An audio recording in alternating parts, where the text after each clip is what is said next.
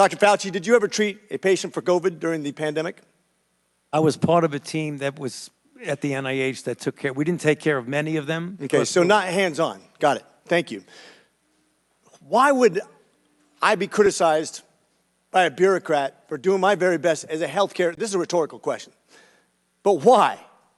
Why would the government, who's never treated a patient for COVID, you can read all the things you want, but you're not there. You're not seeing patients. You're not watching people die, intubating patients right there with that disease in your face, watching it happen, watching the development of this disease and actually learning from it. But I'm being told by bureaucrats what's right and wrong. And what's funny is everything I was censored on, I was proven to be right. Pretty crazy, isn't it? You said in an interview that you gave as part of an audiobook written by Michael.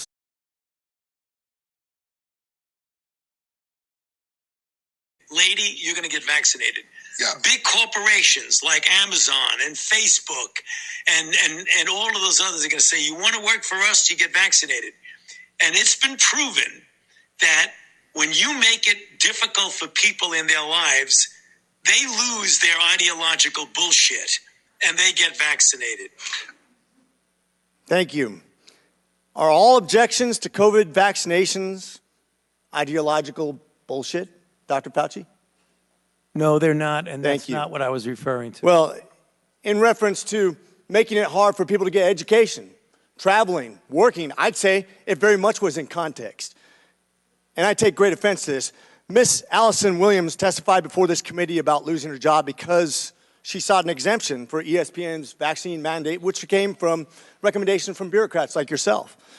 She and her husband were actively working with a fertility expert, a physician, on how to get pregnant, and agreed with the premise that she was young, healthy, wanted to get pregnant, and shouldn't get the vaccination for medical purposes.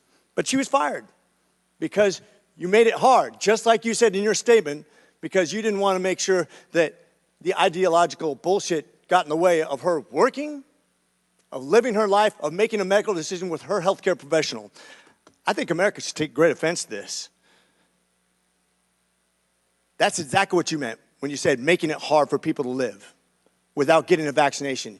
You affected people's ability to work, travel, be educated, to actually flourish in American society, to self-determine, as we're all given God-given rights. Shame on you. Dr. Fauci, you've become Dr. Fear. Americans do not hate science. I don't hate science. The American people hate having their freedoms taken from them. You inspired and created fear through mass mandates, school closures, vaccine mandates that have destroyed the American people's trust in our public health institutions. This fear you created will continue to have ripple effects over generations to come. You have already seen its effects in education, in the economy, and everything else.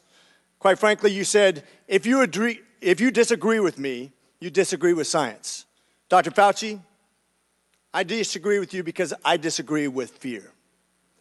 And with that, I yield.